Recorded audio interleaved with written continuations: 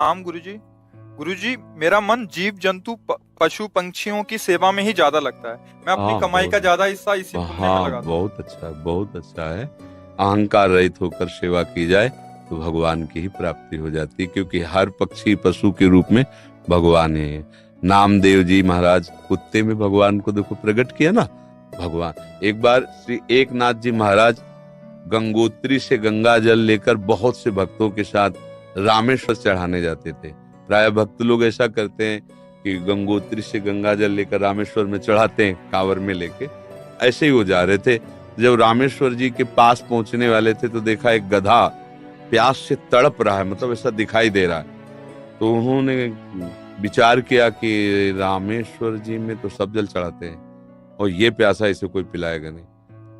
गंगोत्री से लाए थे रामेश्वर जी के लिए, नजदीक गए और गोद में गधे का सर लिया और हर हर महादेव करके पूरी गंगा जली। जे ही गंगा जली पिया तो और जो साथी थे सब हंसने लगे। यार मतलब इतनी मेहनत करके वहां से लाए और पास ही आ चुके थे रामेश्वर के, वहां नहीं चढ़ा, एक गधे को पिला दिया। वो तो रामेश्वर जी गए और वहां रामेश्वर आ गए।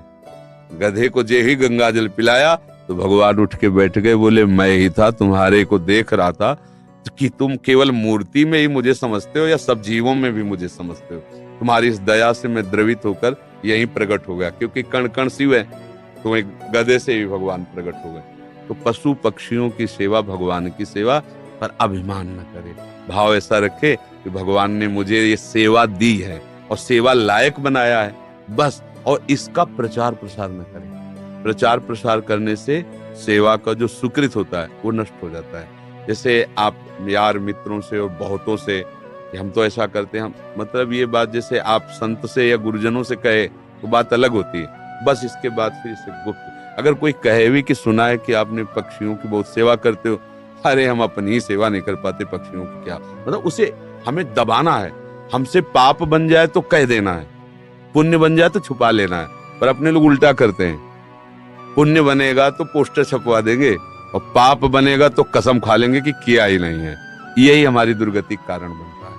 अगर हमसे कोई गलती हो गई और कोई पूछे आपसे गलती, तो हाँ हो गई, अब दंड मिले जो तो वो नष्ट हो जाएगा। जहां आपने हाँ कहा वो पाप नष्ट हो जाएगा। अगर सभा में खड़ा होकर के स्वीकार कर ले तो दंड मिले ना मिले उसका पाप नष्ट हो गया। और हम सभा में पुण्य को कह सकते हैं, पाप को नहीं कह सकते, देखना है नहीं। तो अपने इस पुण्य को छुपाओ और पशु पक्षी में भगवत भावना करो। जब उनको दाना डाल रहे हो या फल जो भी जैसे पशु पक्षी हो, तो भाव करो, हे भगवान आप इन सब रूपों, और बढ़िया पुण्य बन जाएगा और बड़ा लाभ मिल जाएगा। हे भगवान आप इन रूपों में आके सेवा स्वीकार, नाथ हम पे प्रसन्न रहो कि हम सदैव आपकी सेवा करते हैं। भक्ति हो गई, इसी से भक्ति हो गई। सब में भगवान के दर्शन की भावना बनने लगेगी, ठीक है। पर कभी गलत धन कमा के सेवा की भावना मत रखना। मान लो चलो 1,00,000 रुपए हम गलत करके ले रहे हैं तो 10,000 की सेवा, वो ठीक नहीं है। ईमानदारी से कमाओ, धर्म से कमाओ, और फिर उससे अगर 10 रुपए की भी सेवा करोगे तो बहुत बड़ी सेवा मानी जाएगी। 10 करोड़ सेवा बेईमानी से वो तुम्हारे लिए बिल्कुल बेकार है। और 10 रुपए गरीब की एक रोटी जितना पुण्य देगी ना, राजा का उतना पूरा धन का खजाना नहीं, क्योंकि वो मेहनत से करके और 4 रोटी में 3 में परिवार चलाया, अपने हिस्से की दे दिया दूसरे को, बहुत बड़ा दान हो गया। तो दान का ये भी स्वरूप समझना है कि गंदे आचरणों द्वारा, बेईमानी द्वारा नहीं, धर्म से कमा करके।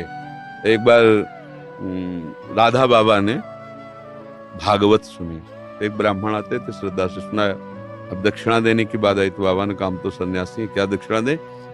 आज बड़े बड़े लोग बैठे थे, जिसके पास पवित्र धन हो 100 रुपया हमें दे दो। किसी की हिम्मत नहीं निकालने की, क्योंकि बाबा बिल्कुल सत्य पे प्रतिष्ठित महापुरुष। अब पवित्र होना चाहिए, इन्हें दंड मिलेगा। किसी की हिम्मत। एक घास खोदने वाला बगीचे में जो काम करता है दौड़ के आया, बाबा हमारा पवित्र है। वो कैसे तेरा पवित्र? बोले घास खोदता हूँ, मुझे कोई 1,000-2,000 ले मिलते, 100 रुपया तो हम दे देंगे। बोले हाँ तू दे। 100 रुपया लिया, पंडित जी को दे के, ये है दक्षिणा।